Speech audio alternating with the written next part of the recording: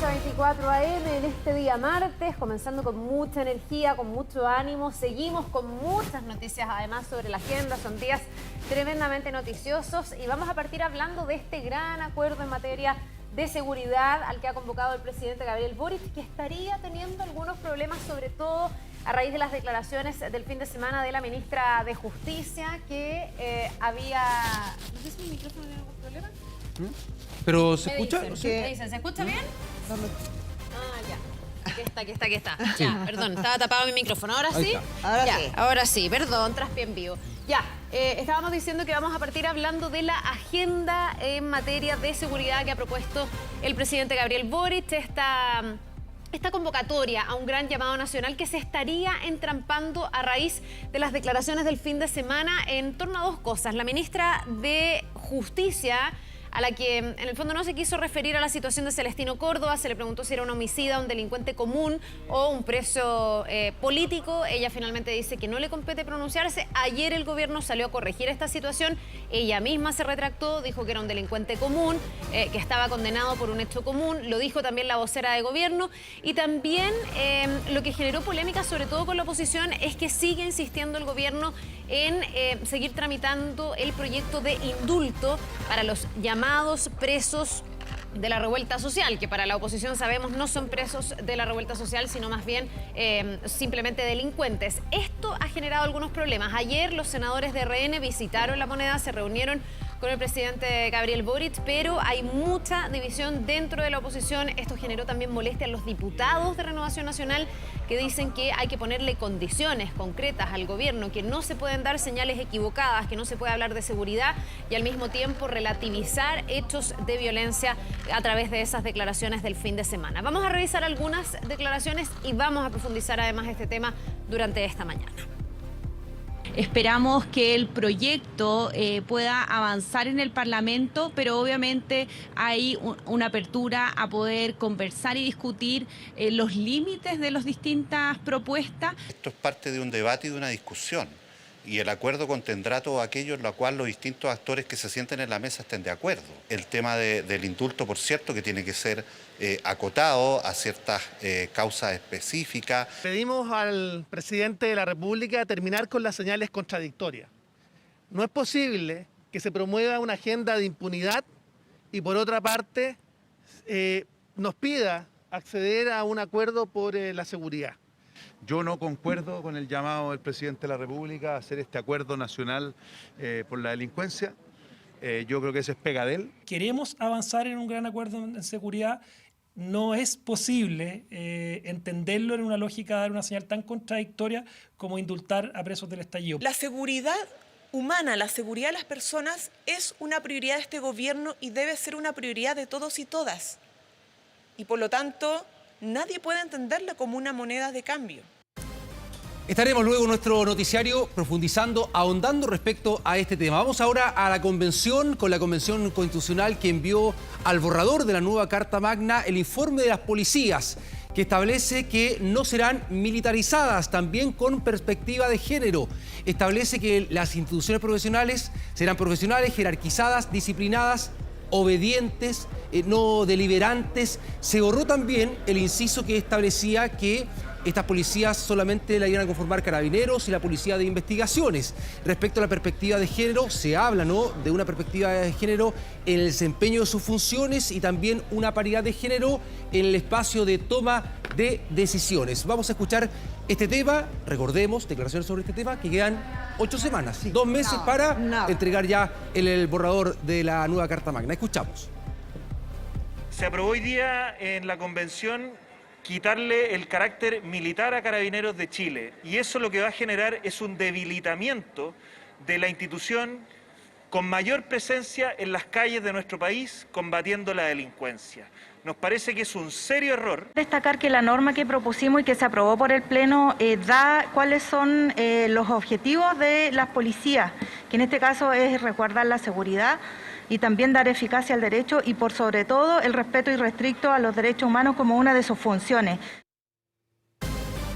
Como tú decías, queda muy poco tiempo, estamos en la recta final, semanas decisivas para conocer cómo se va a resolver entonces y cómo se va a entregar este borrador. voy a preguntarles cómo van con su esquema de vacunación. ¿Al día? Perfecto. Por supuesto. Sí. Ya, muy bien. Atención, porque el aumento de los nuevos contagios ha sido sostenido en las últimas semanas y los expertos ya proyectan que habrá un rebrote también en las próximas semanas. En Santiago los casos aumentaron en un 32%. ¿Cuál es el llamado aquí? El llamado es a ponerse al día con la vacunación y a no relajarse con la mascarilla. Vamos a escuchar a la ministra de Salud. Nuestro pronóstico es que a finales de mayo, y lo hemos señalado, de aquí a 2 o 3 semanas, comience a ascender de forma más sistemática los casos y que lo que nosotros vamos a enfatizar y estamos enfatizando es que hay que vacunarse, hay que lavarse las manos, hay que usar la mascarilla. Es importante las recomendaciones de no bajar la guardia, sobre todo porque la inmunización, en los casos de que no esté el programa completo de vacunación, empieza a disminuir. Bien, podremos volver atrás, digo yo, porque nos hemos relajado un poquitito. Vamos a estar atentos a lo que pasa si es que eventualmente llega este nuevo rebrote. Vamos a ir a una pausa, son las 6 de la mañana con 36 minutos. Esperamos 22 grados aproximadamente para hoy. Vamos a estar con Iván Torres en un ratito y vamos a estar, por supuesto, con todas las noticias del deporte. No se vaya, seguimos de inmediato. Muy bien, regresamos en 24 AM con información del fútbol chileno. ¿Buenas informaciones del fútbol? Depende. Ah, ya. ¿Por qué? No, o sea, para los hinchas de Colo-Colo son muy buenas noticias. Muy bien, ya. ¿Sí? Lo que ocurrió durante este fin de semana, la 12ª fecha del torneo de Primera División, con lo que sucedió ayer en el Estadio La Granja de Curicó con la victoria de la visita Colo-Colo, en este caso por 2-1 frente a Curicó, que permite, lo desestimó también desde el VAR, y triunfo entonces para Colo-Colo en un partido que en la previa se esperaba con bastante atractivo, a propósito de que si Curicó ganaba, igualaba a los que en ese momento eran punteros, claro, Ñublense y Unión Española. Pero si ganaba Colo-Colo, quedaba listo. Quedó Colo-Colo con 2 puntos de ventaja sobre los escoltas, en este caso Unión Española y Ñublense. Ahí Colo-Colo entonces exclusivo puntero del campeonato nacional. Vamos también con la presentación oficial. Bueno, ya lo habían anunciado, pero ayer fue presentado Ariel Holland como el nuevo director técnico de Universidad Católica, que vuelve a la institución cruzada. Recordemos que logró título de campeón, ¿no? Ahí con la institución, junto a José María Burjubasic, junto a Tagle, que es el presidente de Cruzados, en esta presentación para Ariel Holland, que no la tiene fácil, ¿eh? A propósito de lo que está ocurriendo en esta temporada con Universidad Católica. Perdió, recordemos, en esta fecha por 4-0 de manera contundente frente a Ñublense. También tiene la instancia internacional donde todavía tiene chances, pero está difícil, ¿no? Esa posibilidad de clasificar a la siguiente ronda, a los octavos de final de la Copa Libertadores. El próximo partido es el día viernes de Universidad Católica frente a Unión La Calera. Eso por el torneo nacional donde la UC, recordemos que quedó más abajo que Universidad de Chile. Universidad Católica está en el puesto 12 con 13 unidades, a 4 unidades del colista, que es Deportes La Serena, a 3 unidades del penúltimo, que es Deportes Antofagasta. Recordemos que bajan los últimos 2, descienden de categoría a la primera B, así que difícil lo que tiene de Universidad Católica, que juega el día viernes frente a Unión La Calera, lo decía, y luego el 17 de mayo frente a Flamengo de Brasil, allá de visita por la Copa Libertadores. Ahora, tiene plantel, tiene jugadores y tiene entrenador para poder revertir este mal momento y poder tener mejores resultados. Claro, va a estrenar su nuevo director técnico, nuevo antiguo.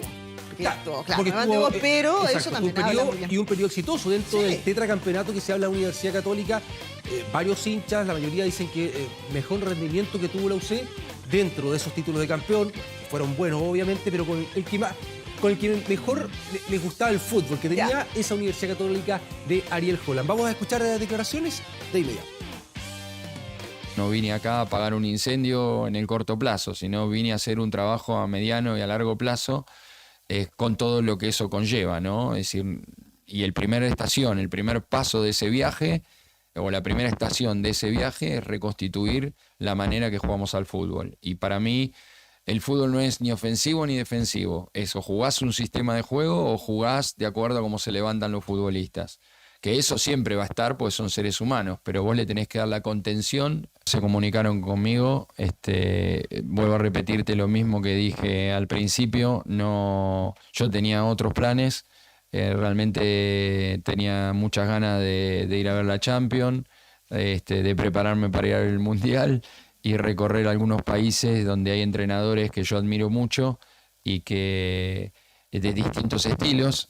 Tenía planificado ya en mi viaje tratar de ver a los que yo considero que son los número 1 del mundo. Y bien, ahí está la palabra Ariel Holland. También en esta posibilidad de incorporar refuerzos. Recordemos cuando finalice la primera rueda, en Universidad Católica, por ejemplo, podría retornar César Pinares, que está en el fútbol turco. Lo quieren de vuelta, buen volante ofensivo, el zurdo, que también tuvo buen rendimiento con este entrenador. Se habla la posibilidad de Nicolás Castillo, que no lo ha pasado bien en el último tiempo, luego de esa operación, de la gravedad que tuvo en su momento el delantero, que no lo pasó bien en el fútbol mexicano. Dicen que podría retornar. También Daniel González, un defensa. Bueno, ahí está, dentro de las 3 incorporaciones que podría tener Universidad Católica para la siguiente fase del torneo, es decir, en la segunda rueda. Claro. Vamos con... Momento, voy a mirar. Voy a ver en qué capítulo de la serie vamos. ¿Vamos ya en la segunda parte? No sé, dependiendo cómo sea. Lo que pasa es que ahora la Federación Ecuatoriana, que obviamente me parece perogrullo, ¿no? Pero ellos dicen que está todo en regla. Pero ayer habló abogado de la Federación, habló el presidente de la Federación Ecuatoriana. Acá ellos establecen que hay una decisión, o más bien una investigación y una determinación finalmente del Estado, en este caso de la justicia ecuatoriana, con la firma, sello, timbre, el registro civil, que el futbolista es ecuatoriano, más allá de lo que establece hoy día la Federación de Fútbol de Chile a través del estudio jurídico que contrató, que dice que cuando se hizo esa investigación, los documentos eran falsos, que había documentación adulterada, ¿no?, dentro de la defensa del futbolista ecuatoriano, que dicen que es colombiano, en fin. Pero bueno, recordemos que la NFP, la Federación de Fútbol de nuestro país, hizo la denuncia. Vamos a ver si eso finalmente la FIFA lo acoge para investigar. Ahora hay que ver los plazos, teniendo en cuenta que la Copa del Mundo es en noviembre, si se van a determinar antes, ¿no?, del inicio de esa Copa del Mundo. 2 cosas solamente. Byron no ha hablado nada. No.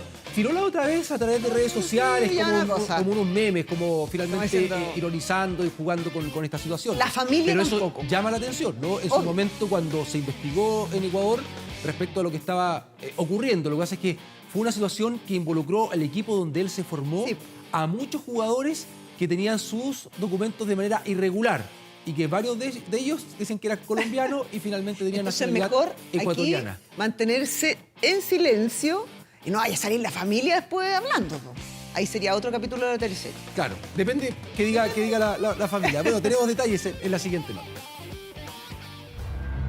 Hemos enviado a FIFA una denuncia con 43 páginas. Una denuncia que se ideó en Quilín, tomó vuelo y llegó hasta Zúrich. El principal argumento fue este. El certificado de partida ecuatoriano a que el jugador utiliza es falso y por otro lado el certificado colombiano es verdadero. Fue posible concluir que sí, este jugador es colombiano. El documento que sacude al Mundial de Qatar 2022. Diario Marca ya publicó este caso.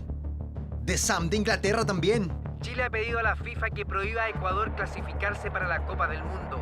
Bill de Alemania igual. ¿Ecuador no puede ir al Mundial de Qatar por su culpa? Es un tema que ha ido escalando mediáticamente. En Ecuador se dan por enterados, pero no se preocupan. Sí, la verdad que acá nadie está preocupado por eso. Se confía de que no va a haber inconvenientes. En la NFP esperan con calma la decisión de la FIFA de abrir o no una investigación formal por el caso de Byron Castillo. Por el momento, se confirma que el ente rector del fútbol acusó recibo del reclamo chileno. A partir de ahora, lo que esperamos es que evidentemente haya un plazo de algunos días para que la entidad pueda analizar el mérito y enseguida la expectativa es de una apertura de un procedimiento disciplinario. Lo que estoy sí muy seguro de decir es que tenemos muchos argumentos, tenemos muchas pruebas y yo no apenas profesionalmente, personalmente estoy convencido de que este jugador Byron Castillo es colombiano. Hay varios antecedentes que engruesan las pruebas de la delegación chilena, como cuando Castillo en Emelec el 2015 no superó los controles regulatorios del club. También el club que lo formó, Sport Norteamérica, tiene 73 casos de irregularidades en la identidad de sus jugadores. Estas son algunas de las pruebas que tienen expectantes a los chilenos y también a Martín Lazarte y su cuerpo técnico. Nada, también con un poco de incertidumbre y ansiedad para que haya una resolución. La expectativa de ver qué pasa, con sí queriendo que a Chile le vaya lo mejor posible, estando o no estando nosotros. Así que esperar a ver qué pasa. Un caso que crece, que tiene a la NFP expectante. En Ecuador, en tanto, insisten en su inocencia. Por el momento, la FIFA tiene la última palabra. Ya, yo creo que esto no se va a resolver en el corto plazo, ¿no? Así que hay que esperar para quienes están haciendo reserva o por lo menos cotizando. Porque es caro Qatar. Es caro Qatar. Y me parece que no hay este servicio de arriendo momentáneo, sino que solamente hay que ir a hoteles. Así que ese presupuesto también hay que esperar, hay que ver eso. Oye, vamos con el tenis, con esta gran joya, ya no, promesa, gran joya, que ha revolucionado no solamente el tenis, sino que el deporte mundial. La presencia de Carlos Alcaraz, un tenista español de 19 años de edad, que ya está sexto en el ranking mundial, imagínate, dentro de los 6 mejores a los 19 años, que ha tenido un rendimiento notable en esta temporada. Y recordemos recién nomás, ¿no? Durante esta semana, ganando el Master 1000 de Madrid, de la capital española, dejando fuera en cuartos de final a Rafa Nadal, después a Novak Djokovic, al número 1 del mundo, y luego a Alexander Zverev en la final. Esta es la joya de España. Mira.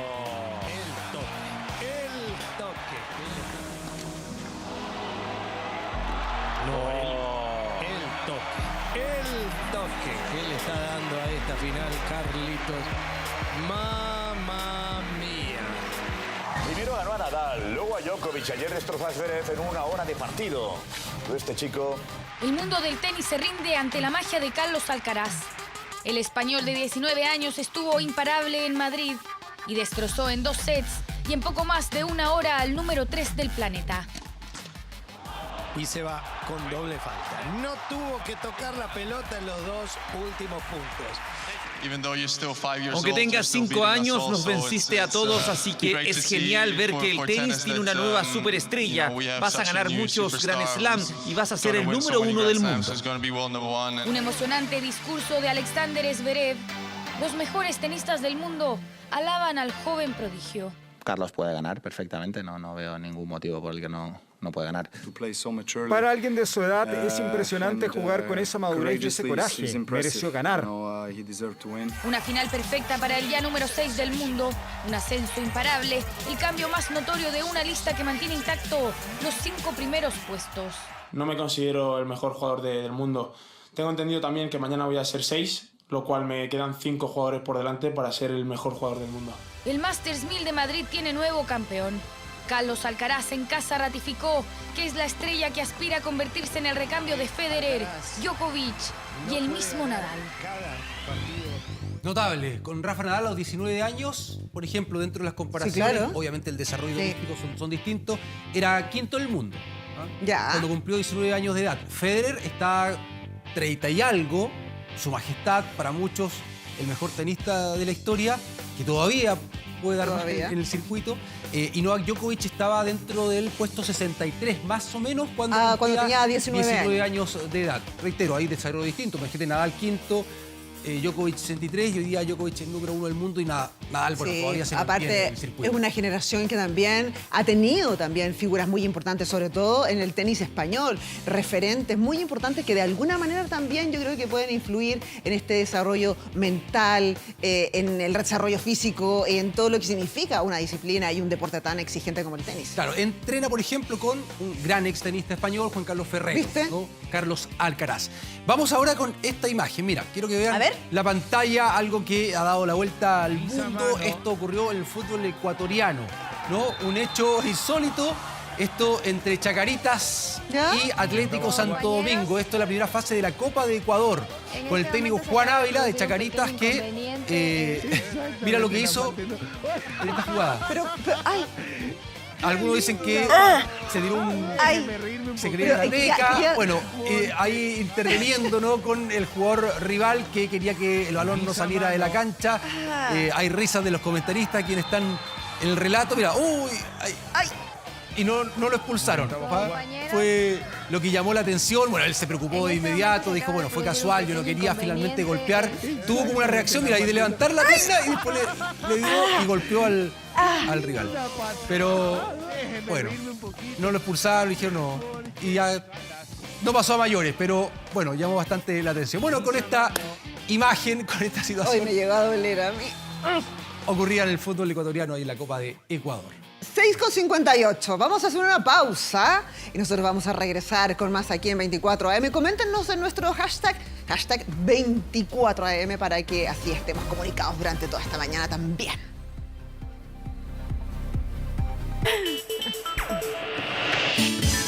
Ya estamos de regreso. Años de gloria, ¿o no? Las teleseries. Qué momento. Qué momento. Esto es Solo veo inocencia en tus ojos. Además, esto se cantaba en las fiestas, lo pasábamos increíble. Ámame. ¿No viste Ámame?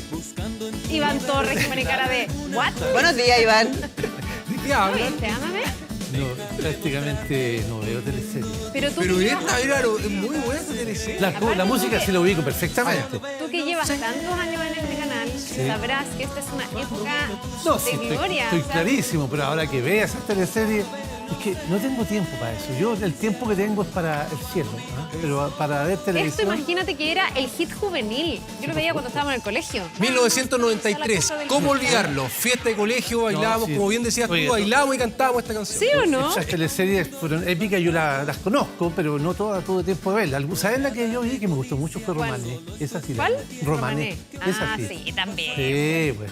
Es Justo que no la tenemos esa. Justo esa no está. pero Justo no está esa hoy día. No sé si tiene una canción tan típica. No, es como la cortina de presentación de la canción. Claro, lo que era bonito de Romané era como el cómo se retrataba toda una cultura y todo, pero esta, que era mucho más cotidiana, la canción fue muy oreja. No, la canción sí, absolutamente. Todos Totalmente de cantamos. acuerdo. Totalmente de acuerdo. Ángela Contreras, Bastián Bodenhofer estaba en esta, ¿o no? Sí. Luciano Cruzco, que yo creo que también está. Ámame, yo creo que En no. otra, bueno, no sé. Esta era Ahora- Vamos todos a la casa del Jota, ¿te acuerdas? Qué buena onda. Oh. Ahora, ¿qué- Jóvenes, los que estén mirando y sean jóvenes, no van a entender nada de lo que estamos hablando. ¿Qué habrá pasado con este grupo? ¿Cómo se llamaba? Como tenía un nombre como raro. ¿no? Psycho. ¿Psycho? ¿Como algo así? Sí, Psycho. Psycho. No, Ya, ahí oye, sí. pero Bien. un momentazo, mira, No supimos más de él. traslada a un momento de gloria de este canal porque Sí. las teleseries eran pero imbatibles. Muy buenas. Maravillosas. Muy buenas, sí. Ahí tenemos más. Vamos a ver el pronóstico entonces después de No, esta... No, tenemos otra canción. No, tenemos Ah, veamos, más. veamos. A ver, Esperemos que esta te tenemos guste. más. Veamos, Dime a ver si de esta te si hay alguna acuerdas. de estas. Veamos, ¿eh? Dime si de esta te acuerdas, mira, y esta es más romanticona. Y A esta ver. la cantábamos, esta la ponían en la radio a cada rato. Rojo y miel. Rojo y miel. Ah, este era el debut de Camiroaga Gustavo. como Sí, actor. sí, ahí está Felipe, sí. No, esta era muy buena. ¿Esta era con Carola Fadit o no? ¿Qué coyungue? Sí, sí, sí. Esta es muy buena. Ángela Contreras también, sí. Que era nuestro rostro máximo. Gran protagonista de teleserie. ¿Ah? Sí, gran protagonista de teleserie. Gran protagonista de teleseries. Buena actriz. Buena actriz. Ya. Ya. Es que nos gusta recordar, Iván. No, sí, está bien. Recordar es Es que está... muy, sí. muy ¿De qué se lindo acordó? ejercicio. Yo me acordé... De nada. Es que Pero estaba, ¿cómo de nada? no, es que estaba como Me acordé pensativo. de aquellos años que uno tenía un poquito más de tiempo y podía ver televisión. Ahora la máquina va muy rápida, cuesta mucho ver televisión, por lo menos a mí me cuesta. Ahora, mucho. eran igual muchos momentos también en torno a la familia. Claro, era otro horario. Tomando Claro. la 11. Exactamente. El hora 11. Además con temáticas, claro, con temáticas siempre mucho más románticas. La gente se reunía, no es broma, la familia se reunía Se reunía, en la sí, teleserie. exactamente, Era sí. otra época, andábamos menos apurados también. Por eso digo, ahora la máquina Mira, va muy mira. rápido. Ahí. Esto Ahora sí. Estoy pensando en ti. ¿Quién se acuerda de esto? Todos nos acordamos, hasta yo me acuerdo. ¿eh? ¿Sabe que, Iván? En esa época estábamos viendo Rojo y Miel con esas tostadas que se ponían en ese tostador de verdad con olor a pancito, con la estufa con el eucalipto, ¿se acuerda usted en esta época? Y la lluvia cayendo, pero por todo afuera. Era una época en que de Eso verdad sí que yo- era algo Es la época en que llovía. Eso sí que en ese pasaba momento. cuando llovía, porque no se ve lluvia. Y ahora Iván, A no ver. pasa nada con la... Dijeron ¿quién que dijo? este viernes podría haber algo. Llovía de verdad. ¿Quién dijo eso? Sácalo para ¿Qué acá. teléfono dijo? Mira, ¿Qué teléfono? ¿Qué aplicación Déjalo dijo? encima. Déjalo encima. el ¿Qué teléfono. World Channel dijo eso? ¿tú dices que no? Yo, no, Pero tú ayer ¿dónde? dijiste gotitas. Gotita, una gota, una cosa que cae. Era del una cielo. gotita. Y las gotas caen porque ya no se pueden suspender en el aire, entonces tienen tanto peso que caen. Nada más. Pero no va a llover. Y ni uno de estos días, califica acá de en Santiago, la única posibilidad de precipitaciones, que estoy hablando de un par de milímetros, es hasta aquí. ¿Dónde eran ustedes que esta parte? La región de O'Higgins. Nada más. Y es el jueves. El jueves puede caer en la región de O'Higgins precipitaciones, pero para Santiago, si le cae una gota, júntela, porque la verdad que va a ser una hazaña. Nada más. Puede caer una gota. Y si Iván lo dice... Nada más que eso, porque de verdad si que una gota juegue a algún juego de azar, o sea, un afortunado. Exactamente. Encuéntrese, va a ser feliz ese día. Oye, lo que sí viene, lamentablemente, es a contar del viernes un episodio de contaminación en toda la zona central del país, incluyendo Santiago. Ya, atención, porque podríamos subir a preemergencia. Claro, el sistema frontal que vemos acá en pantalla, está muy lejos, va a dejar precipitaciones en la zona sur los próximos días. Después de ese episodio se va a posicionar una alta presión de origen frío en Argentina. Y por otra parte se desarrolla una vaguada costera. Condiciones lamentablemente óptimas para que la ventilación en toda la región central de nuestro país y sur sean pésimas, de mala ventilación. Y hoy día particularmente no hay precipitaciones en Chile continental, salvo en Rapa Nui, por ejemplo, pero Chile continental sin precipitaciones, abundantes nubes en el norte, y acá en Santiago una proyección en altura de nubosidad que va a dejar el cielo nuboso. Vamos de inmediato con el pronóstico para la capital. Está parcial Santiago, pero se va a nublar. Y esperamos una máxima muy similar a la de ayer, que ayer fue de 21 grados y algunas décimas. Hoy esperamos también 22 grados en Santiago. Ya tenemos 8. Está más alta que ayer porque obviamente amaneció con bastante nubosidad Santiago. Detalle del pronóstico de inmediato para todo el país. La zona norte, Arica y Iquique, va a despejar transitoriamente. Después se vuelve a nublar ya a fines del día. Antofagasta con 18 grados, cielo nublado despejado. Copiapó despejada. La Serena con 18 grados, nublado, ocasionalmente con nubes parciales. En Valparaíso, atención que hay niebla. Está bastante espesa la niebla en algunos sectores, especialmente en Viña del Mar. Esperamos una máxima de 17 con el cielo nuboso, a ratos parcial. Rancagua, Talca, Chillán y Concepción, abundantes nubes con claros ocasionales de la nubosidad. Máxima de 21 en Rancagua, 14 en Concepción. La región de la Araucanía, vamos de inmediato, ¿qué pasa en la Araucanía? Parcial, atención, hay 1 grado en este instante, una mañana muy fría. Está más frío que Punta Arenas, porque Punta Arenas tiene 2. Valdivia parcial, también Osorno, Puerto Montt con 13 grados, Quillón con 13, cielo parcial. Un poquito más al sur.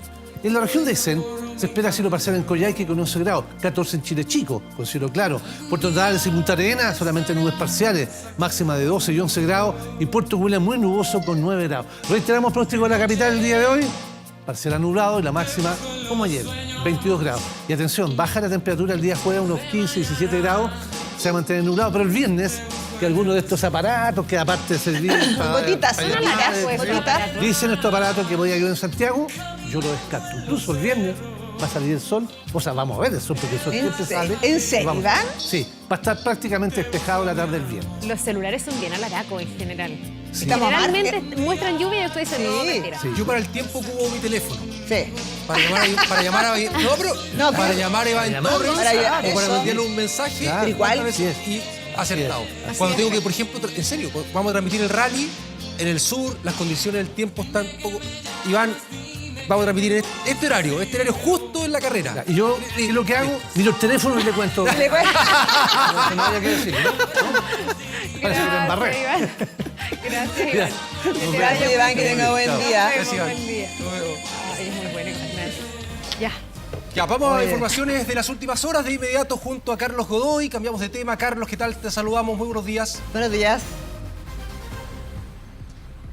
Muy buenos días, muchachos. Claro, vamos con las informaciones policiales y comenzamos con esto que Carabineros logró desbaratar una banda de narcotraficantes que operaba en el barrio Yungay. Todo esto gracias a un trabajo mancomunado y liderado por la Sección de Investigación Policial Metropolitana de Carabineros, quienes llegaron hasta la calle Cautín del barrio Yungay para poder lograr este allanamiento a estos domicilios. Es una alerta que se dio gracias a los vecinos de este sector, quienes denunciaron a través del programa Denuncia Segura de la Fiscalía Local, quien encomendó a Carabineros que iniciara esta investigación en este domicilio principalmente habitado por personas extranjeras, quienes se movilizaban las 24 horas del día. Había harto movimiento en este domicilio, había narcotráfico ahí, como ustedes pueden apreciar en las imágenes, una gran cantidad de drogas, situación que terminó con 13 personas detenidas en un allanamiento que se registró a eso de las 6:30 horas del día de ayer, gracias a una orden emanada por el 7º Tribunal de Garantía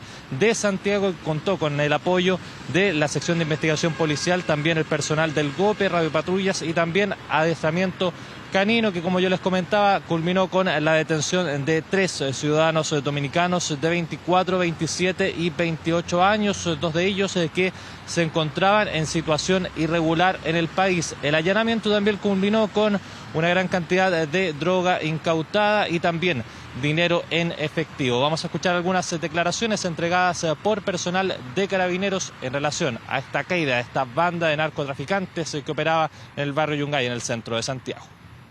Es que personal de Carabineros de la sección de investigación policial de la Jefatura de Zona Metropolitana realizó el ingreso de registro a un domicilio del barrio Yungay, donde se detuvieron a 3 personas por el delito de microtráfico. Estas 3 personas son de nacionalidad extranjera, 2 de ellas se encuentran en situación irregular y donde se logró la incautación de marihuana, cocaína y dinero en efectivo.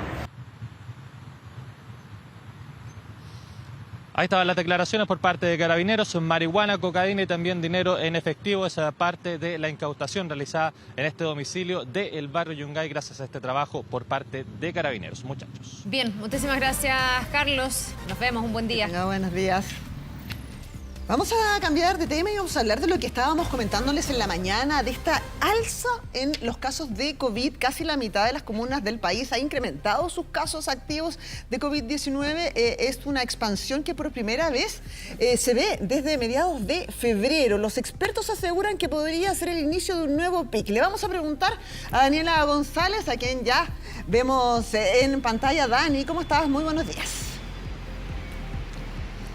Hola, Caro. Buenos días. Claro, de hecho ayer la ministra de Salud decía que a fines de mayo deberíamos ver un aumento más considerable de los contagios. Casi evidente e inminente que podríamos ver cifras más altas asociadas al COVID-19. Queremos abordar este tema, principalmente lo que tiene relación con los niños, que lamentablemente entre los 3 y los 5 años todavía no alcanzan cifras tan buenas de vacunación contra el COVID-19. Vamos a conversar de este tema con la doctora Gema Pérez, ella es pediatra de la Clínica Vespucio. Doctora, ¿cómo está? Buenos días. Hola, buenos días. Doctora, queremos conversar el tema de las alzas de contagios, pero aprovechando que usted es pediatra, quería preguntarle respecto a la vacunación, principalmente en los niños, en las niñas, ¿cómo ellos pueden contagiar el virus en este periodo de la pandemia, pensando en que muchos, la mayoría, han vuelto al jardín, a los colegios? Exactamente, Dani. Es importante darse cuenta que en los niños, sobre todo en los más chiquititos, puede parecer un resfrío común o cualquier otro virus respiratorio. Yo además de pediatra soy broncopulmonar, entonces las medidas de contagio son las mismas y las medidas de prevención y protección son las mismas, excepto que para COVID tenemos vacuna. Hacer un llamado a vacunarse primero, saber que en Chile se hizo un estudio de Coronavac, que son la vacuna que reciben los más chiquititos de 3 a 5 años, que es segura porque se probó en población chilena de 3 a 17 años y no mostró mayores efectos adversos que cualquier otra vacuna, como la vacuna de influenza, que son virus inactivados y por lo tanto los efectos adversos versus la protección son muy altas. Doctora, pensando en una posible nueva ola, ¿qué tanto influye que haya poca gente vacunada con la 4ª dosis? Ahí la quiero llevar más al tema de los adultos. La cobertura es baja, no ha aumentado la cantidad de personas que se han vacunado. Al parecer hay gente que simplemente no se va a inocular la 4ª dosis. ¿Qué tanto podría influir eso pensando en el invierno? Por supuesto, si bien hay muchos que dicen que no existen estudios que demuestren la efectividad de una 4ª o de una 5ª dosis y quizás eso ha restado mucho la participación ciudadana, yo creo que es importante porque hay que ver primero cuándo recibimos nuestra 3ª dosis. Los estudios sí han demostrado que se demora entre 3 hasta 9 meses, por lo tanto un promedio de 6 meses, en bajar la inmunidad, ya sea por vacuna o post-COVID de los pacientes. Por lo tanto, es importante que si han pasado más de 6 meses, yo tenga que tener un refuerzo. Como vemos todos los años, la vacuna de influenza para la población objetivo, niños entre 6 meses y 10 años, adultos mayores y enfermos pulmonares crónicos, cardiópatas, hipertensos, diabéticos, se repite anualmente, probablemente es lo que va a terminar pasando con el COVID cuando ya se convierta en una endemia y deje de ser pandemia. Doctora, ¿cómo podemos enfrentar un posible contagio de COVID, sobre todo cuando sabemos que los síntomas son muy parecidos a un resfriado? Y personalmente he escuchado a gente que no se testea porque piensa que es un resfriado común. ¿Eso cómo podría influir en una nueva posible ola y cuál es el llamado también a la gente que tiene los síntomas típicos de un resfriado? Exactamente, a testearse. Como hemos dicho muchas veces, son muy parecidos los síntomas, excepto cuando ya se presentan los síntomas clásicos de la pérdida del olfato, la pérdida del gusto, que para empezar en niños no ocurre, pero sí cuando hay mucho decaimiento, mucho dolor muscular, mucho dolor de cabeza, con o sin fiebre, es mejor un test de antígeno o PCR de más que de menos. Es la única forma de poder controlar las posibles olas que van a seguir, porque obviamente al empezar a contactarse unas personas con otras, en los colegios, los niños más chiquititos no usan mascarilla, en los jardines tampoco, es mucho más fácil que se propague, por lo tanto es mejor un testeo, una consulta además, y de todas maneras, no sé si lo han repetido nuevamente porque hemos tenido otras noticias quizás más importantes, ya no se pide el famoso ingreso al EpiVigila o no se pide una orden que venga con todos los datos, el paciente puede ir y dirigirse a cualquier centro asistencial, por lo menos acá se está haciendo así, y las personas se puede hacer una PCR sin ningún problema. Doctora, ¿cuál es el escenario que se ve en los recintos hospitalarios hoy día pensando en el invierno? Cuando llegue más frío que el que hace ahora y empiecen a circular, ya está circulando la influenza, pero virus más estacionales, principalmente en los niños que pueden contagiar también a sus padres. Exactamente, es muy importante considerar que esta vez, después de los 2 años de pandemia, es la primera vez que ya vamos a tener, primero, el funcionamiento normal de jardines y colegios, segundo, que las UCI pediátricas, incluida esta, que fueron ocupadas por pacientes adultos, ahora están llenas de pacientes de niños. Pacientes pediátricos con neumonías o bronquitis o crisis asmáticas por rinovirus, que también está tomando una alta tasa de proliferación. La influenza, por lo tanto también se hace un llamado a vacunarse contra la influenza, y también el adenovirus, que es un virus que igual deja secuelas y por lo tanto hay que estar atentos. Prevenir con el lavado de manos frecuente, el uso adecuado de mascarillas, cuando la mascarilla ya está húmeda o se traspasa, cambiarla, renovarla. Y cuando los más grandes llegan a la casa y hay más chiquititos que no se pueden proteger con ninguna de las anteriores y tampoco tienen vacuna, ojalá llegar, bañarse y cambiarse de ropa antes de tener contacto con los bebés. Doctora, hablábamos de la importancia de la mascarilla, hablemoslo principalmente en los más chiquititos de la casa. ¿Desde qué edad ellos pueden usar mascarilla? Ahí reforzando también el mensaje a los padres, porque algunos creen que ningún niño debería usar mascarilla porque son todavía muy pequeñitos, pero hay una edad, me imagino, en la que ya se recomienda el uso de este cubrebocas. Exactamente, Dani. Es importante saber que, la OMS puso una edad, entre comillas, límite o tope, que quizás en eso se basó el Mineduc y el MinSal para hacer la recomendación sobre 5 años, pero la verdad es que lo que está absolutamente demostrado es que el menor de 2 no puede usar.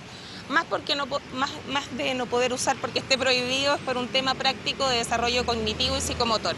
El niño más pequeño se va a rascar los ojitos, sacar la carita y por lo tanto va a contaminar su mascarilla, y más importante aún es el riesgo de asfixia o de dejar de respirar momentos por el uso de la mascarilla. Entonces, en los mayores de 3 años, de todas maneras, absolutamente recomendado, y como yo le he dicho a mis pacientes cuando siempre consultan, es que cuando los niños ya saben usarla, saben recambiar, los padres le mandan de recambio, ojalá en el jardín y en el colegio, los manden de vuelta con esta mascarilla y no se los hagan sacar porque el resto no tiene o porque la normativa no dice.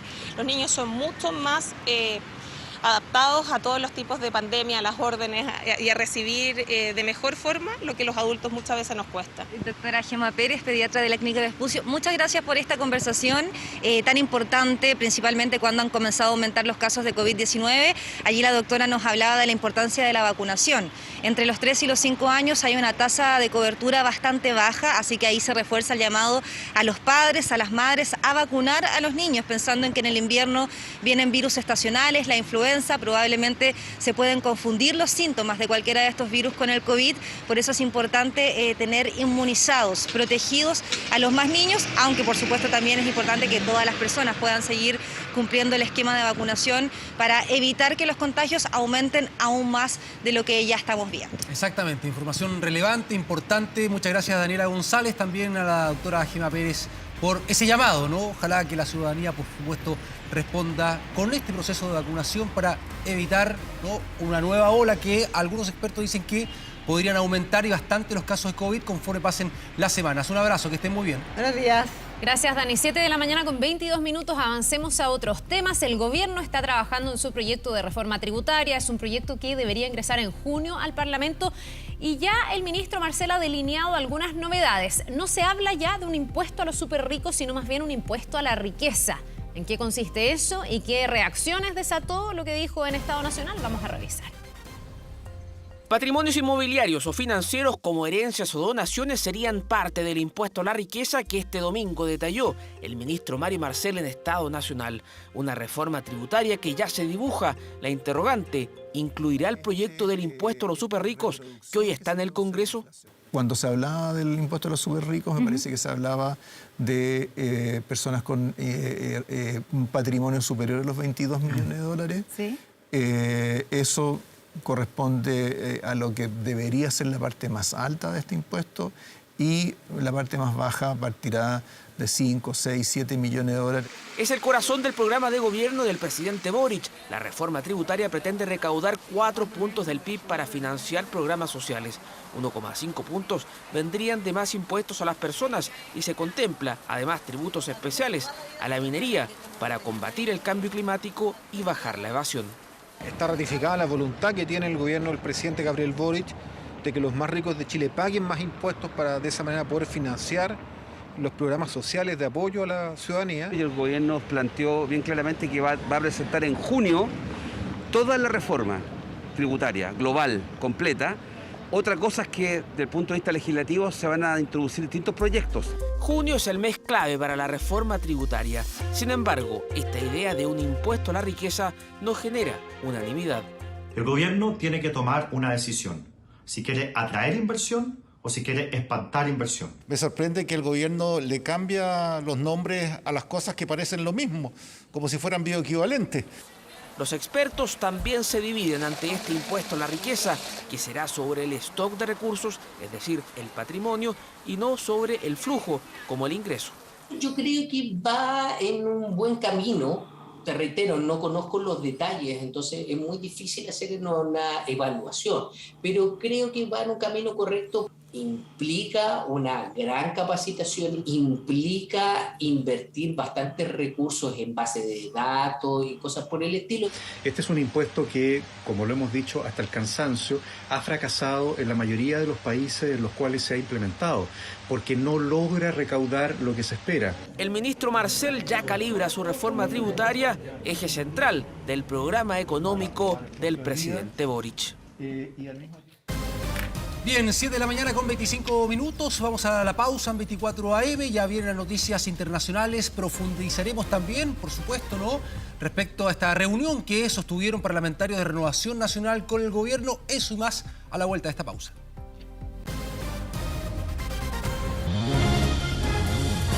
7:32, ya estamos de regreso aquí en 24 AM, listos para recibir en nuestro estudio a Sofía Norman para que nos actualice las noticias internacionales. Está bien contundente el bloque del día de hoy, Sofi, ¿no? ¿Cómo estás? Buenos días. Sí, hola, ¿cómo están? Muy buenos días. Vamos a comenzar en el territorio ucraniano revisando el último ataque y más importante, podríamos decir, que se ha dado durante las últimas horas por parte de Rusia. Estamos viendo ahí las imágenes de específicamente la ciudad portuaria de Odesa, que está ubicada al sur de Ucrania. Rusia atacó con misiles cruceros esta ciudad, dejando al menos, estamos hablando hasta el momento, una víctima fatal y lamentablemente también 5 personas que tuvieron que ser hospitalizadas. Un centro comercial y un depósito fueron alcanzados por este último ataque ruso en la ciudad, según la información que entregaron las autoridades ucranianas desde el poder militar allá en Ucrania. El Kremlin utilizó sus nuevos misiles hipersónicos Kinzhal en este último ataque que revisamos ahí en las imágenes y posterior incendio, además que destruyó todo lo que estaba en esta zona. Odesa específicamente ha visto un fuerte aumento de los ataques en la última semana con las fuerzas rusas utilizando, por ejemplo, submarinos, barcos, aviones, todo para lanzar misiles contra esta ciudad que se suma a las ciudades del sur, como por ejemplo Mariupol, que están siendo un objetivo bien importante ahí dentro de esta ofensiva por parte de Rusia. Desde Ucrania, el presidente Volodymyr Zelensky advirtió sobre una posible crisis en el suministro mundial de alimentos si es que Rusia continúa con el bloqueo de los puertos del Mar Negro, como es el caso de Odesa, como es el caso de Mariupol y de las distintas ciudades que tienen salida al Mar Negro, bien importante ahí, tanto para llevar, por ejemplo, en barco distintos alimentos, como también la conexión que tiene Ucrania con el resto del mundo. El mandatario realizó un llamado a la comunidad internacional para tomar medidas urgentes. Ahí esta advertencia también por parte del gobierno ucraniano respecto a estos últimos ataques al asedio de Rusia en las ciudades del sur con salida al Mar Negro, que estarían complicando no solamente a Ucrania, Caro, sino también a todo el mundo, sobre todo con el suministro mundial de alimentos. Estaremos muy atentos a las reacciones que hayan también a este llamado que realizó el presidente ucraniano Volodymyr Zelensky, porque ahora nos vamos a mover a las calles de Sri Lanka. Las protestas escalaron sus niveles de violencia, dejando hasta el momento, estamos hablando lamentablemente de 7 personas muertas y más de 200 heridos en las últimas horas solamente. El caos en la noche en las calles del país se da luego de que el primer ministro Mahinda Rajapaksa dejara su cargo el día lunes. Ayer renuncia, no sin antes imponer un toque de queda en todo el país. Las multitudes, ahí vemos de hecho justamente en las imágenes, asediaron su residencia, intentaron asaltarla, le prendieron fuego. Él tuvo que ser evacuado a un lugar seguro por su equipo de seguridad. La crisis en Sri Lanka surge luego de semanas de protestas. Esto a raíz de la peor crisis económica que ha vivido el país en su historia, provocando, por ejemplo, que los precios de los bienes básicos de consumo se disparen. Una situación que no parece mejorar tras la renuncia del primer ministro. Estas son imágenes de la tarde, la noche de ayer, que la gente reacciona también a la renuncia de esta autoridad. Ellos, los manifestantes, ahora están pidiendo la renuncia de su hermano, que también es parte del gobierno. Es el presidente Gotabaya Rajapaksa, que también está siendo bien cuestionado ahí por los manifestantes que tienen ahí el caos en las calles de Sri Lanka. Nos vamos ahí, Caro, a revisar otras calles del mundo, específicamente hasta la capital de Afganistán, para ver esta nueva protesta por parte de decenas de mujeres. Salieron a las calles de Kabul para manifestarse en contra de este reciente decreto del gobierno talibán que las va a obligar a usar burka. Los talibanes dictaminaron el sábado que las mujeres afganas deben cubrirse la cara totalmente. La última de una nueva serie de restricciones que están provocando no solamente la condena internacional, sino que también podemos ver las calles hoy día, martes, la condena nacional por parte, sobre todo claramente, de las mujeres. La mayoría de ellas a nivel nacional utilizan un pañuelo en la cabeza por los motivos religiosos, pero muchas en áreas, sobre todo en las áreas urbanas, como es el caso de Kabul, la capital de Afganistán, no se cubren la cara. Los talibanes aseguran que han cambiado desde la última vez que gobernaron, cuando, por ejemplo, estaba prohibido la educación de las niñas. También en esa ocasión les obligaron a cubrirse la cara. Sin embargo, hemos visto ya en los últimos meses que han aumentado considerablemente las restricciones para las mujeres. Ahora vamos a también revisar el último hecho que preocupa respecto, Caro, a la salud de la reina Isabel. Ayer veíamos que dijo ella: no voy a estar asistiendo a esta apertura inicial del Parlamento. El príncipe Carlos la reemplazó durante esta semana en, como les decía, la apertura de la sesión del Parlamento allá en Reino Unido, marcando así la primera vez desde 1963 que la monarca se pierde este evento. No había pasado antes también, por eso es que causó bastante conmoción este aviso. Como jefa de Estado, la reina suele presidir el evento anual y lee el programa legislativo del gobierno en este discurso que realiza en la Cámara de los Lores. Pero este año, como en muchos otros eventos, el Palacio de Buckingham anunció que los problemas de movilidad que hemos estado revisando, lamentablemente, de la monarca de 96 años, le iban a impedir ir a esta sesión que se registró hace tan solo algunos minutos. Según el comunicado, la reina había decidido a regañadientes. O sea, yo me imagino lo testaruda que debe ser. Exactamente, ahí comentaban desde el Palacio que no había sido con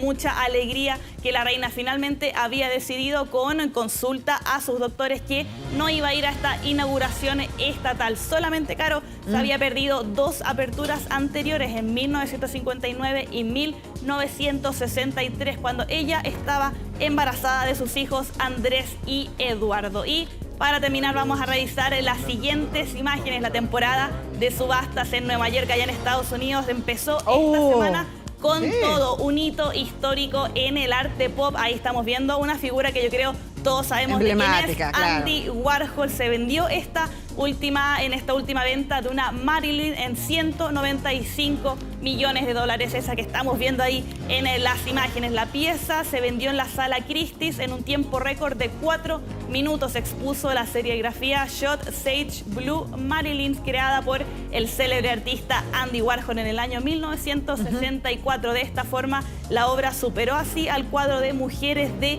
Argeles de Picasso, que fue vendido en 2015 por 179,5 millones de dólares y se convirtió en ese entonces en la pieza más cara del siglo XX. Ya durante la tarde-noche de ayer, esta pintura de Andy Warhol, de estas clásicas Marilyn, sí, claro, ícono también ahí del arte pop, venció este récord ya, 195 millones de dólares. Ahora, ¿cuánto me dirá la verdadera Marilyn? Porque hay muchas reproducciones de distintos tamaños. Exacto. Y no ha sido la única subasta que ha tenido también esta icónica figura de Marilyn Monroe en la pluma y en la creatividad de Andy Warhol. Exactamente. Sofía Norma, muchas gracias por acompañarnos durante esta mañana con Noticias Internacionales y terminar con esta subasta histórica entonces. Gracias, que estén muy bien, buen martes. Igual, Sofía, muchas gracias. Cambiamos de tema.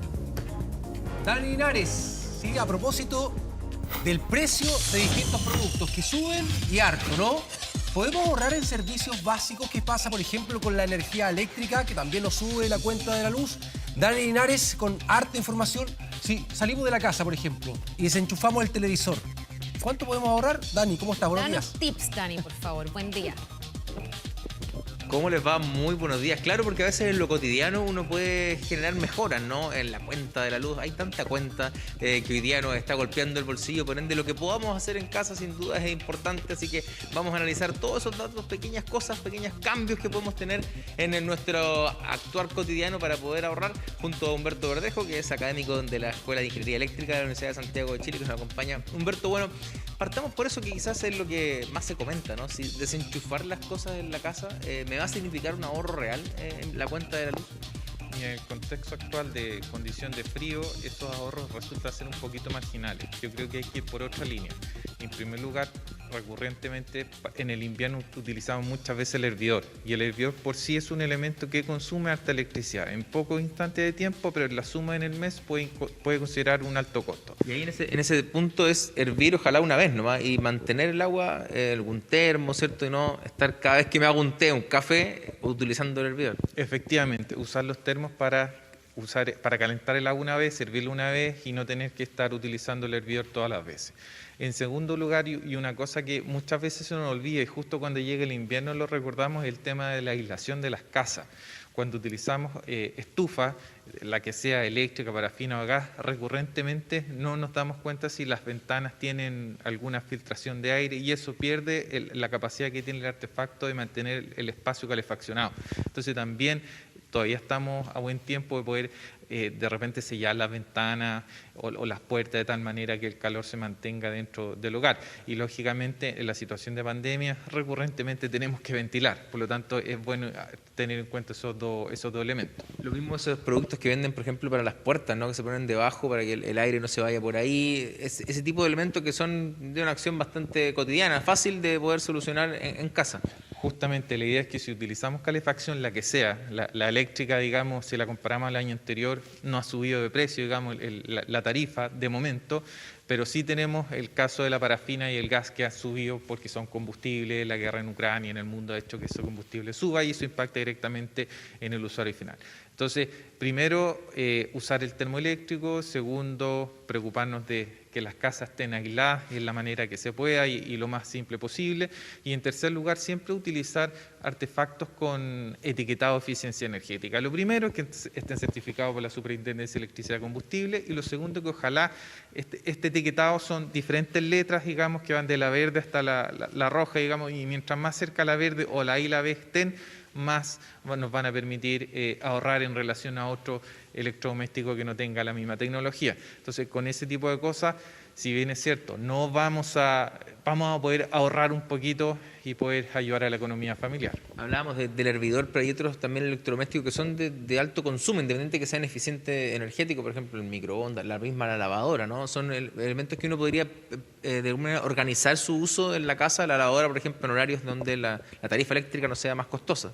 No, ahí hay que clarificar. La tarifa, de momento, la residencial, la que tiene casi todo el mundo, es plana. Entonces, en este momento da lo mismo utilizarla a las 3 de la mañana o a las 6 de la tarde. Si hubiésemos tenido los medidores inteligentes, quizás pudiésemos haber avanzado en esa tarifa, pero desafortunadamente no falló esa política. Entonces, en un contexto normal, uno recomendaría que las personas utilizaran menos la lavadora, pero estamos en una situación de pandemia, entonces no puede ir la señal en ese sentido. Pero sí, capaz, una alternativa que pudiese ser posible también es reducir el planchado. Particularmente uno está todo el día con ropa encima, entonces las camisas incluso de repente podrían no ser planchadas al 100%. Nadie se daría cuenta. Nadie se daría cuenta. Entonces yo creo que ese tipo de cosas sí se pueden implementar. Los calientacamas también son altamente utilizados porque las temperaturas bajan y bajan fuerte en este periodo de tiempo, y por otro lado está la secadora, que recurrentemente se va a utilizar puesto que las temperaturas bajan, cuesta más secar ropa. Entonces, en ese sentido, no sería una recomendación responsable decir deje de lavar, porque estamos en una condición de pandemia. Pero sí los artefactos con eficiencia energética, sí mejorar la aislación y sí ojalá diferir el uso de artefactos como el hervidor, el horno eléctrico, tratar de utilizar la cocina, no el horno eléctrico porque consume mucho, y otros artefactos que tengan mayor consumo como la estufa eléctrica. Precisamente ese punto, Humberto, sobre las estufas, porque hay una serie de variedades, ¿no? Hay oleoeléctricas, termoventiladores. De ahí también nacen también una disparidad en el gasto que tiene cada uno de ellos y también lo eficiente que puede hacer para el espacio que yo tengo. Por definición, la estufa eléctrica es la que consume más, y eso hay que transparentarlo porque usa directamente electricidad y mucha electricidad en poquito tiempo, y eso genera un gran consumo. Pero están las mezclas, que son en este caso las que funcionan con parafina, pero que son eléctricas porque mantienen el display solamente con electricidad, y después están las de gas. Y aquí hay gustos. En este caso, personalmente, yo creo que la gas no calefacciona de la misma manera que la eléctrica, pero la parafina tiene el problema en este caso que contamina más.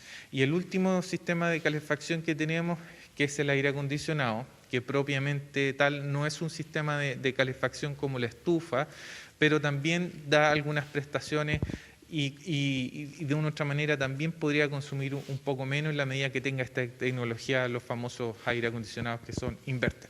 Entonces va a depender del bolsillo de las familias, pero en esta condición es poco... No es recomendable dar una solución taxativa y una sola, porque va a depender de la situación de cada familia. Claro, todo tiene que ser acomodado a cada uno de los hogares. Humberto, muchas gracias por acompañarnos esta mañana, pero con datos sencillos. Yo me quedo quizás con el tema del planchado. Podría evitar planchar mis camisas de aquí en adelante. En realidad yo no las plancho, debo ser honesto.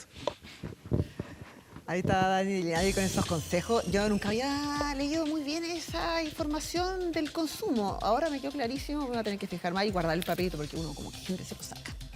Gracias, Dani. Gracias, Dani. Siempre con buenos datos, te lo agradecemos. 7 de la mañana con 48 minutos.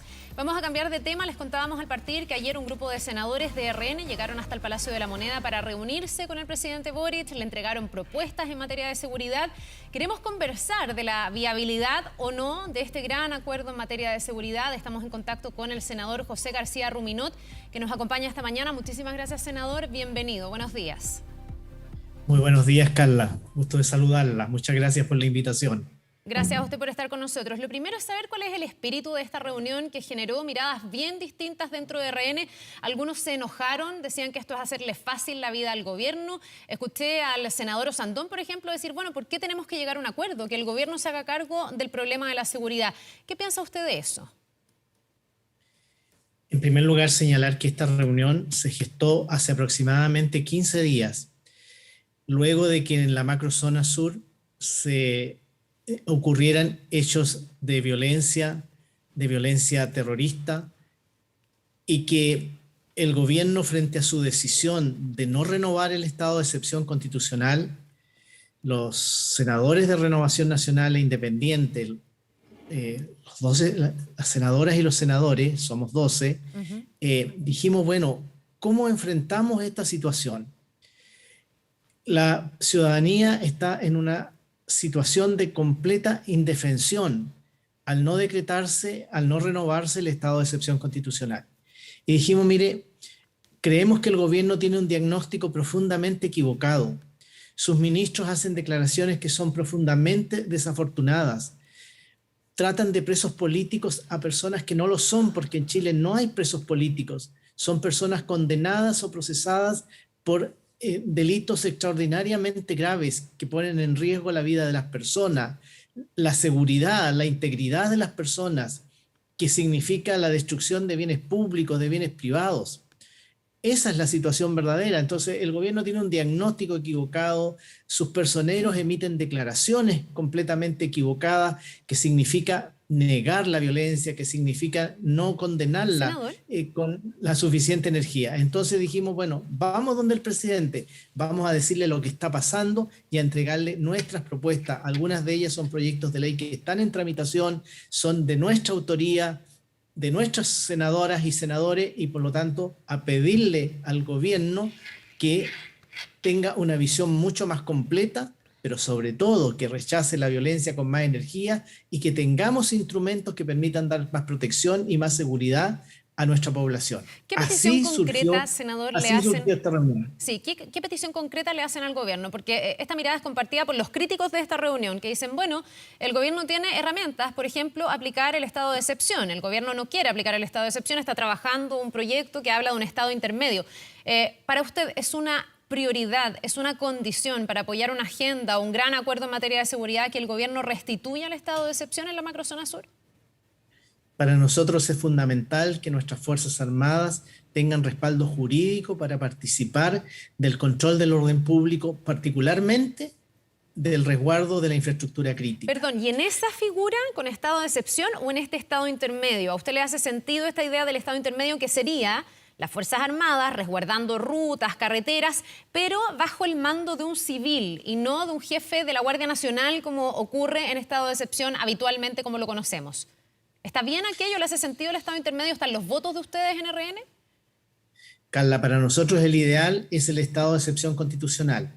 Pero en la entrevista de ayer el presidente nos reiteró que el gobierno no está disponible para ello. Son muy críticos del estado de excepción constitucional.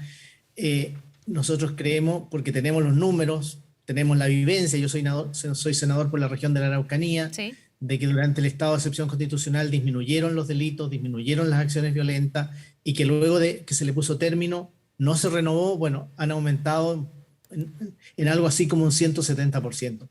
Pero el gobierno, por razones ideológicas, no lo quiere hacer. Y para nosotros lo que decimos, bueno, ¿con qué otro instrumento cumplimos el mismo objetivo? Hoy día existe en el Congreso un proyecto de ley que es el de resguardo de la infraestructura, sí, crítica, que además lleva la firma de la senadora Carmen Gloria Aravena y del senador Kenneth Pugh, ambos integrantes de nuestro comité de senadores. Por lo tanto, eso también nos parece un buen instrumento. Ahora, si el gobierno dice, mire, no, vamos a ir con otro proyecto, como se ha señalado, lo señalaba ayer el subsecretario del Interior, bueno, lo revisaremos, lo analizaremos con la mejor disposición. Nosotros buscamos objetivos, buscamos que nuestras Fuerzas Armadas puedan participar, porque es indispensable multiplicar los esfuerzos del Estado. Sí, claramente la dotación de Carabineros, la dotación de la PDI es completamente insuficiente frente a la gigantesca demanda, claro, y a la enorme cantidad de delitos y de hechos violentos que ocurren en todo el país, pero particularmente en la macrozona. Ya, entiendo que así todo, pese a que no se restableciera el estado de excepción, ustedes están dispuestos a aplicar o analizar junto al gobierno otra fórmula. Pero ayer en su partido algunos iban más allá y decían, esa no es solamente la condición. La condición, por ejemplo, es que se restituyan las querellas por ley de seguridad interior del Estado, que se retiraron apenas llegó este gobierno, y también que se deje de tramitar o se vote inmediatamente el proyecto de indulto, que ayer fue defendido nuevamente por la ministra del Interior, que refrendó las palabras de la ministra de Justicia, que decía que esta es una prioridad para el gobierno. ¿Se puede con eso sobre la mesa llegar a un gran acuerdo o para ustedes se necesita un cambio, un giro en la política que ha tenido en esta materia el gobierno? Carla, mire, yo voy a ser muy franco en la siguiente dirección. Yo soy senador por la región de la Araucanía. En nuestro comité también participa, por supuesto, la senadora Carmen Gloria Aravena, senadora independiente. La senadora María José Gatica por la región de Los Ríos.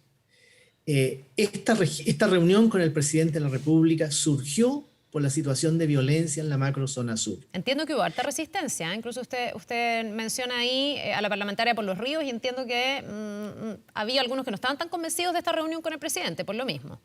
Mire, la senadora María José Gatica, efectivamente, porque cuando uno plantea, oye, ¿qué hacemos? Vamos a hablar con la ministra del Interior, vamos a hablar con el presidente. Bueno, hay personas que plantean inicialmente, sí, lo considero que es una medida válida, otros dicen, mira, no me tinca, revisémoslo, pero lo concreto es que ayer llegamos los 12, en un hecho que es bastante inédito, porque nosotros venimos de distintas regiones, de distintas zonas. Llegó el senador Kusanovich de Punta Arenas, el senador Proens de la tercera región, de la región de Atacama. Entonces, no nos es tan fácil juntarnos los 12, sí, porque tenemos además que combinar los vuelos, los itinerarios. Llegamos los 12. Yo creo que ese es un hecho político de la mayor importancia, senador, porque a todos nos interesa la seguridad, nos interesa la protección, nos interesa que no se sigan perdiendo vidas humanas, nos interesa defender toda la producción que hay en la macrozona sur. La provincia de Malleco es quien produce el 45% de los cereales que consume nuestro país. Por lo tanto, también hay un tema de seguridad alimentaria que se ve amenazado por esta situación de violencia, particularmente en algunas comunas de la provincia de Malleco, que son parte de la región de la Araucanía.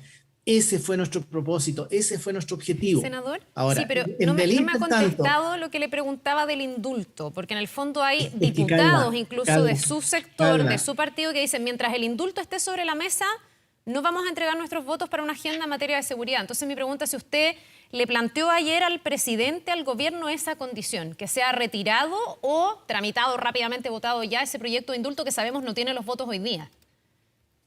Carla, como le digo, nosotros pedimos esta audiencia por la situación de violencia en la macrozona sur, luego de que se quemaran 35 camiones en la comuna de Los Álamos, que es de la región del Biobío, sí, pero está dentro de la macrozona. Esos hechos a nosotros nos interesa que vayan disminuyendo. Sabemos que no van a terminar de la noche a la mañana. Ahora, entre que pedimos la audiencia y se produce, ocurren una serie de hechos. Declaraciones de los ministros, la declaración de la ministra Siches, que a nosotros, en nuestra opinión, lo que hace finalmente ella es negar la violencia, no condenarla con la energía que corresponde a un ministro del Interior y Seguridad Pública. Luego las declaraciones de la ministra de Justicia, que no condena y no califica como una persona delincuente la condena que recibió Celestino Córdoba por el horroroso crimen del matrimonio Lusinger-Macay. Y naturalmente que se van produciendo estas otras situaciones, las declaraciones de que es prioritario para el gobierno el proyecto de ley de amnistía en circunstancias que saben que no están los votos. Se van cruzando situaciones y naturalmente que nosotros queremos particularmente poner acento en la grave situación de violencia y de terrorismo que vive la macrozona. Queremos que eso disminuya, queremos que eso esté a lo menos bajo control, queremos que los ministros condenen la violencia con la mayor energía, queremos que se termine de usar expresiones como presos políticos a personas que están condenadas por nuestros tribunales o que están procesadas por nuestros tribunales, un poder independiente.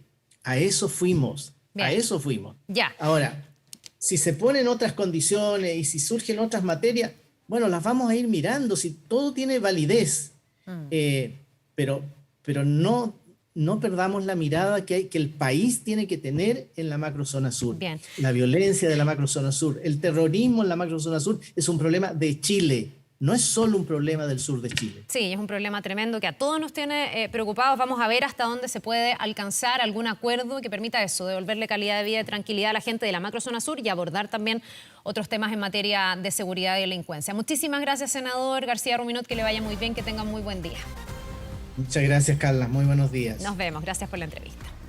Ya, pues nos vamos despidiendo. Sí, pues ya llegamos ya justo segundos ya para las 8 de la mañana. Muchas gracias por informarse junto a nosotros en 24 AM. Sigan en sintonía. Bien, buenos días a todos. Y por supuesto, más información en canal 24 Horas. Claro que sí, que tenga un muy buen martes.